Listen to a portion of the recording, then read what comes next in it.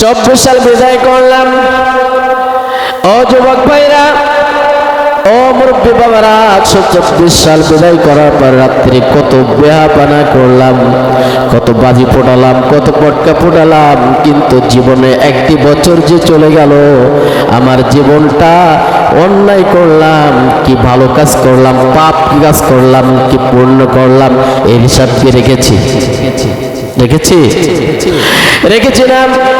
বিশ্বনবী সাল্লাল্লাহু আলাইহি সাল্লামের অন্যতম সাহাবা হযরত ওমর রাদিয়াল্লাহু তাআলা আনহু রমজানের রোজা শেষ হয়ে গেল। আলী রাদিয়াল্লাহু তাআলা আনহু যখন শাওয়ালের চাঁদ যখন উঠল, সাহাবা রাদিয়াল্লাহু তাআলা আনহু আনন্দাত্মক হয়ে আলীর কাছে গিয়ে বললেন, ও আলী রে, আলী বিশ্বনবীর সাহাবারা গেলেন ওমর রাদিয়াল্লাহু তাআলা আনহুর কাছে গিয়ে বললেন, ওমর রে, গিয়ে দেখেন ওমর কাঁদে।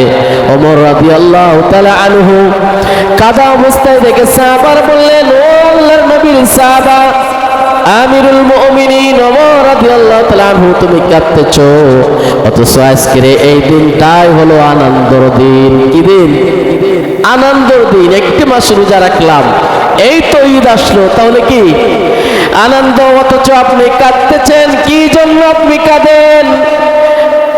হযরত ওমর রাদিয়াল্লাহু তাআলা আনহু সাহাবাদেরকে বললেন, ও সাহাবারা, তোমরা কত শোনো নাই, বিশ্বনবী বলেছেন যে ব্যক্তি রমজানের রোজা পাইল, ওই ব্যক্তি গুনাহটা না মাফ না করলো, ওই ব্যক্তি ধ্বংস হয়ে গেল।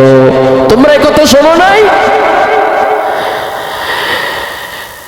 এই কথা বলার পরে সাহাবা রাদিয়াল্লাহু তাআলা আনহু বললেন, ও ওমর রাদিয়াল্লাহু তাআলা আনহু, শুনেছি। এবার ওমর রাদিয়াল্লাহু তাআলা আনহু বললেন, একটি মাস রমজানের রোজা রাখলাম, যদি রমজানের রোজা রেখে যদি গুনাহটা আল্লাহর কাছে মাফ না করতে পারলাম, তাহলে আমার জন্য আনন্দ আর আত্মহারার দিন নয়, এটা আমার জন্য বেদনার দিন। কি দিন?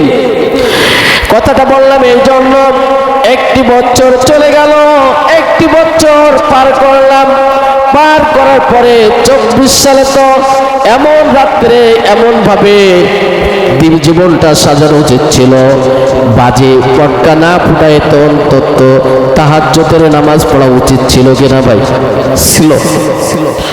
কথা কি বুঝতে পারছেন?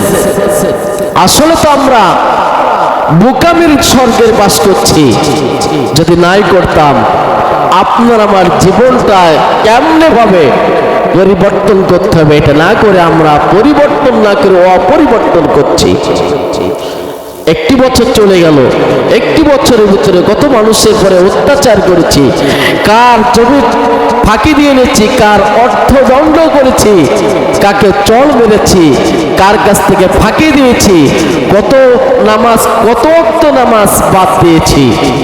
এগুলো তো আল্লাহ তাআলার কাছে জবাবদিহিতা করতে হবে। এই জন্য আমাদের ওই রাত থেকে, ওই দিন থেকে সিদ্ধান্ত নেওয়া উচিত ছিল, অন্তত এই পাপগুলো করবো, পাপ করব না। এই জন্য আল্লাহ তাআলা বলেন, ইয়া আইয়ুহাল্লাযীনা আমানু তুবু ইলাল্লাহি তাওবাতুন নাসুহা, তওবা করো মানুষ, কি করো?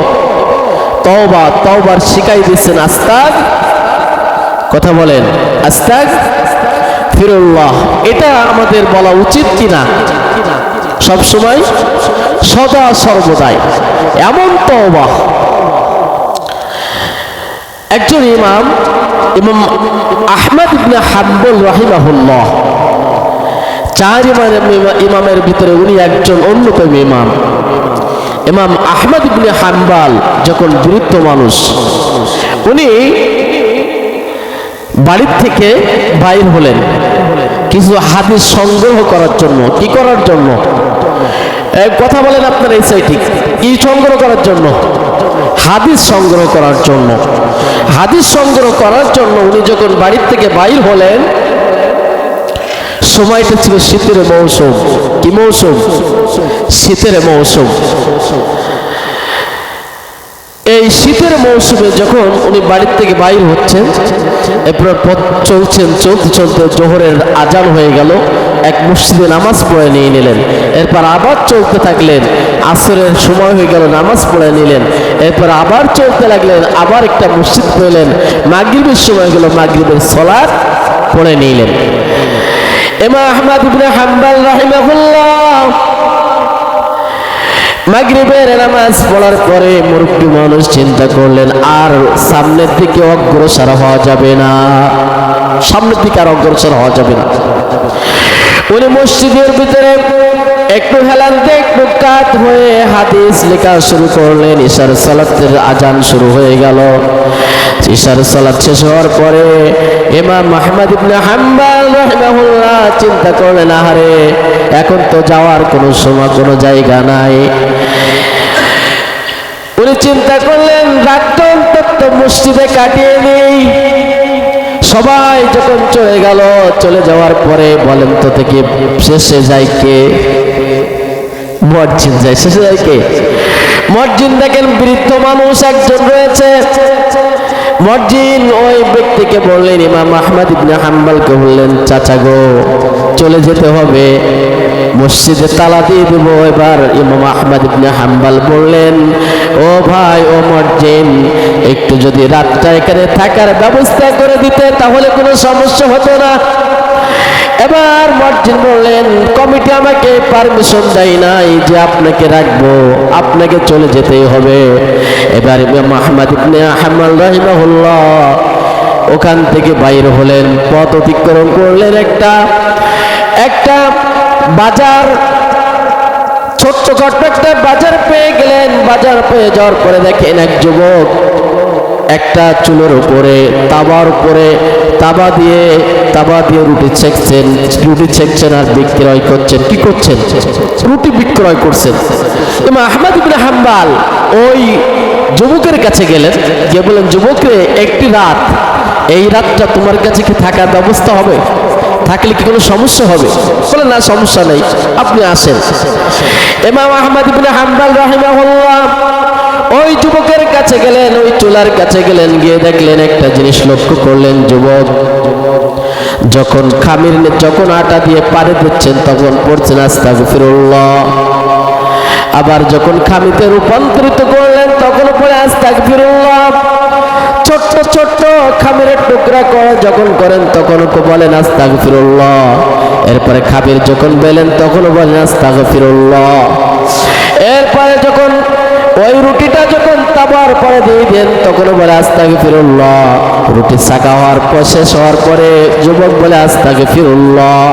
এরপরে যখন যুবকের কাছে ওই দোকানে যখন ক্রেতা আসে, রুটি যখন কেনার জন্য ক্রেতা আসে, যুবক ওই রুটির যখন ওই ক্রেতার হাতে তুলে দেয় তখন বলে আস্তাগফিরুল্লাহ। আবার যখন ওই রুটি ক্রেতা যখন টাকা দিয়ে দেয় তখন ওই যুবক বলে আস্তাগফিরুল্লাহ। সব কাজে যখন আস্তাগফিরুল্লাহ বলে, এবার ইমাম আহমদ ইবনে হাম্বল রাহিমাহুল্লাহ উনি বললেন, যুবক রে, আমি বুঝলাম না, এত কিছু থাকতে, এত কিছু দোয়া থাকতেও সব পূর্ণ দোয়া না ব্যবহার করে তুমি কথায় কেন আস্তাগফিরুল্লাহ বললে? এই আস্তাগফিরুল্লাহর ভিতরে তোমার কি পাইলে, কি আছে?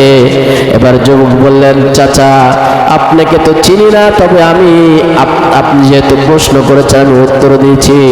আমি যখন যা চেয়েছি আমি হলাম মুজিবুদ দাওয়া। আমি আস্তাগফিরুল্লাহ ফজিলত সম্পর্কে যেদিন থেকে শুনেছি ওই দিন থেকে সমস্ত কাজ শুরুতেই শেষ করা মুহূর্তে আমি আস্তাগফিরুল্লাহ বলি। এই আস্তাগফিরুল্লাহ বলার কারণে রব্বুল আলামিন আমাকে সব কিছু সম্পূর্ণতা করেছেন, অপূর্ণতা করেন নাই। সুবহানাল্লাহ। তবে আমার মাওলাকে যা চেয়েছি তাই পেয়েছি, কিন্তু একটা জিনিস পাই নাই, তবে আশা করি অতি তাড়াতাড়ি সেটা পাবো। এবার ইমাম আহমদ ইবনে হাম্বল রাহিমাহুল্লাহ বললেন, যুবকরে, কোন জিনিসটা তোমার অপূর্ণতা? এবার যুবক বললেন, ও চাচা, অপূর্ণতা হলো এমন, এই জিনিস আমি আল্লাহর কাছে দীর্ঘদিন যাবত চাইছি। জামানার ভিতরে একজন বড় আলেম আছে, নাম হলো ইমাম আহমদ ইবনে হাম্বল রাহিমাহুল্লাহ। সুবহানাল্লাহ। আমি আল্লাহর কাছে চাই, আল্লাহ ওই ব্যক্তির সাথে তুমি আমার সাক্ষাৎ ঘটায় দিয়ে দাও, ওই ব্যক্তির সাথে আমার সাক্ষাৎ ঘটায় দিয়ে দাও। এবার এবার ইমাম আহমদ ইবনে হাম্বল রাহিমাহুল্লাহর চোখ থেকে বৃষ্টির মতো পানি পড়ে। এবার এই যখন পানি পড়ে যুবক বলেন, চাচা কাঁদেন কেন আপনি? এবার ইমাম আহমদ ইবনে রাহিমাহুল্লাহ বললেন, যুবক রে, এই দোয়াটা তোমার আল্লাহ রাব্বুল আমিন আমার মাওলা কবুল করে নিয়েছেন। যাকে তুমি দেখার জন্য এত আগ্রহ, এত মাওলার কাছে চাও, ওই ব্যক্তি অন্য কোনো ব্যক্তি নাই, ওই ব্যক্তি তোমার সামনে দাঁড়িয়েছে। ওই ব্যক্তি হলাম আমি, ইমাম আহমদ ইবনে হাম্বল রাহিমাহুল্লাহ।